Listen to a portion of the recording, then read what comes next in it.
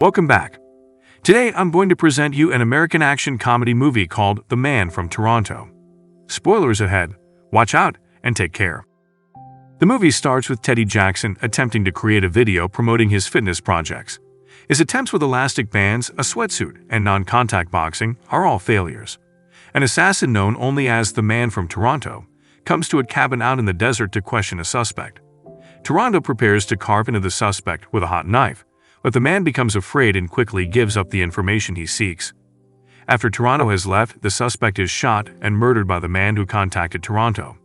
Teddy is preparing to celebrate his anniversary with his wife Lori.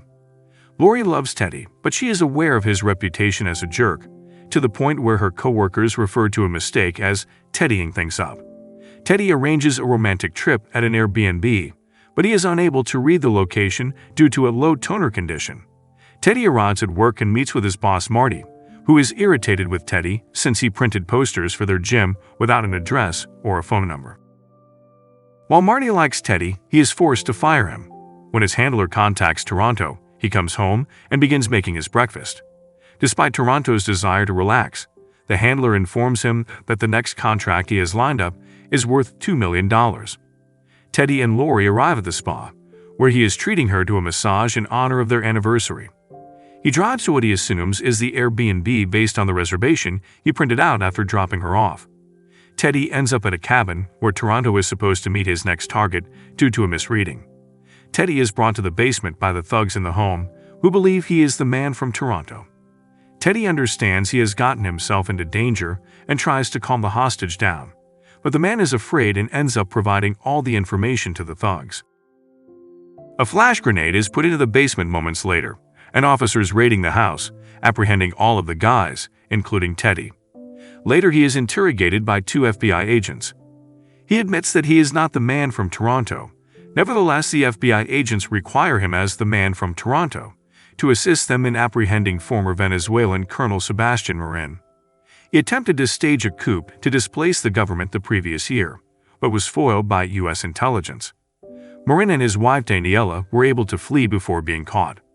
They want Teddy to stay on the job, and Teddy feels threatened by Santoro's charm and good looks.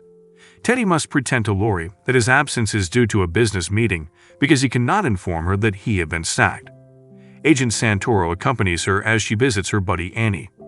The handler informs Toronto of the mix-up and provides him with Teddy's contact information. He discovers Teddy's fitness advertising and cannot believe that this is the man who he has been mistaken for. Teddy is tracked down by him as the agents bring him to meet with Daniela. Instead of meeting Marin, Daniela has her men accompany Teddy to a hangar. At gunpoint, Toronto forces one of the agents to follow them. Teddy finds himself on a plane heading towards Puerto Rico. Toronto infiltrates the plane in mid-flight and presents himself as the man they were looking for. Yet they continue to consider Teddy is the true assassin. Toronto then demonstrates his worth by assassinating Marin's men and having to save Teddy when they both nearly crash-land the plane. After the plane explodes, they barely land in a field and begin making their way out on foot. The handler contacts Toronto and berates him for not killing Teddy, since they do not leave witnesses alive. Toronto tells Teddy that they must find him Mr. Green and send him to Marin because he has already seen Teddy's photo and believes he is Toronto. Another assassin, known as the Man from Miami, arrives on a golf field to beat his target with a golf club. He receives a call from the handler, who gives him a contract to handle the situation with Toronto. Miami agrees and then murders the other golfer, who observed the incident by using the rifle hidden in his golf club. Toronto transports Teddy to a technology event where they will meet Mr. Green.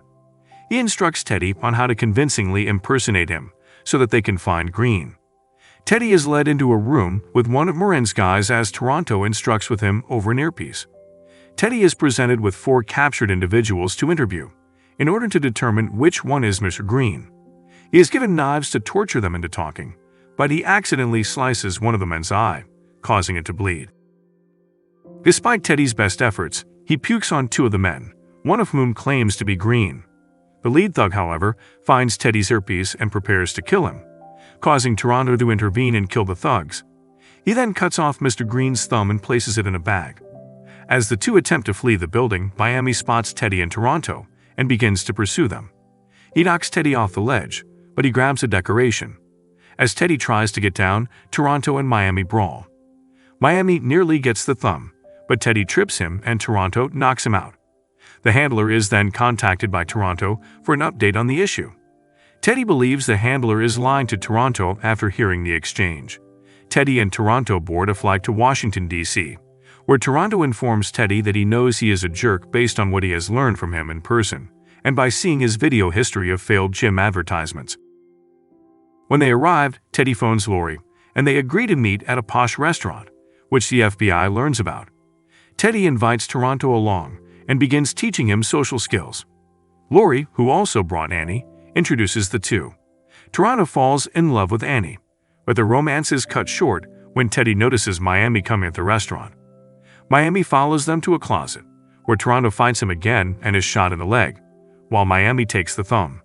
Teddy and Toronto keep moving and steal a cop car in order to catch up to Miami, where he and the handler are meeting with Marin. Teddy asks Toronto about a job in Minnesota that kept coming up on the way to Marin's hotel room.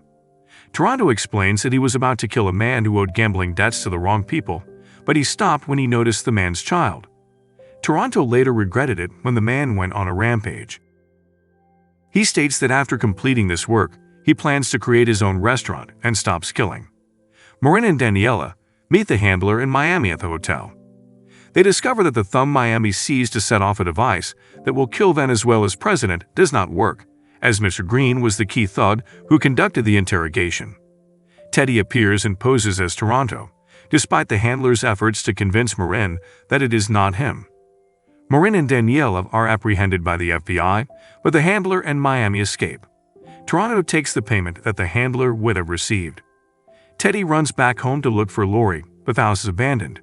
She left him a note claiming she is heading to her mother's place because she is mad and worried about Teddy. Meanwhile, the handler begins contacting other assassins in order to track down Teddy in Toronto. Teddy learns Lori will be at the train station the next day and rushes there to get her before she departs.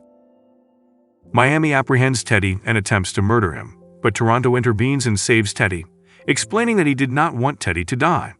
The man from Moscow, the man from Tokyo, and the men from Tacoma then confronts them.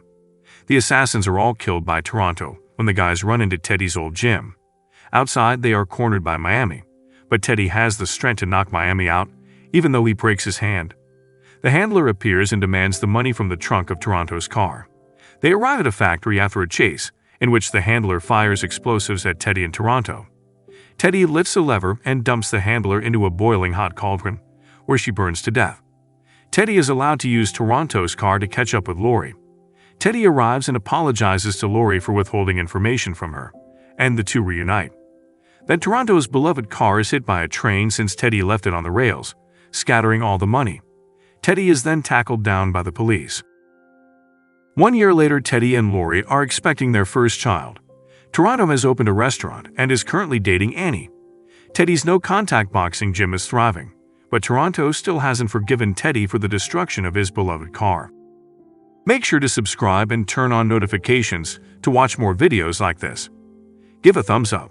It really helps the channel out. Thank you for watching.